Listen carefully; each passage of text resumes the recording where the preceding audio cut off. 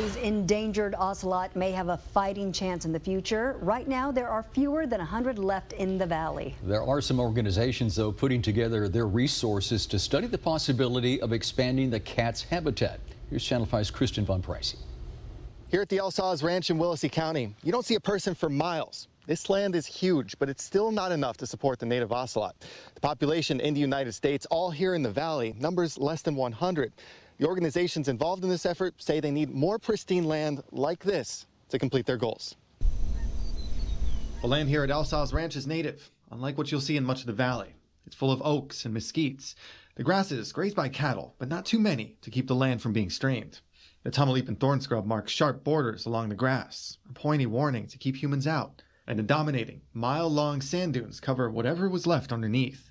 The sand dune moves downwind several inches a year.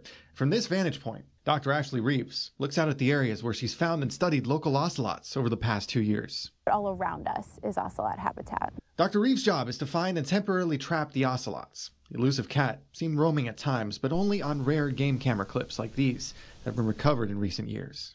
They literally look like a little mini jaguar, which I think is incredible. There's a love for the job and the species. I love that they are so secretive. I think it makes them kind of special. So when you see one, it's definitely incredible. A lot of people in their lifetime don't ever get to see one in the wild. Every time a new kitten is born, it's a rare occurrence, but it's giving them hope. The ocelot population is facing tough odds. Range that used to run from the valley to Arkansas, even out to Arizona. Now the American population, found in 3 valley counties, hurt over the decades by overhunting, fur trade, loss of habitat, and now more recently, a few survivors hit by cars. Like in this photo from the Fish and Wildlife Service.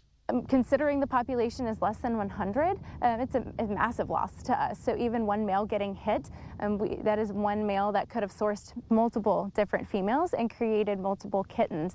The Recover Texas Ocelots project is underway now. We have 3 cameras here. The first goal, to locate where they're living using game cameras. Next, Reeves and others temporarily trap and sedate them to measure their health, DNA, and collect sperm.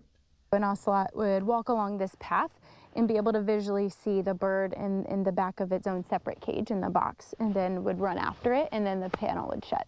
Finding out how many healthy breeding ocelots there are. The next step in the plan is to figure out new places they could live. That will start with research on the ocelot's old range and where it can still survive.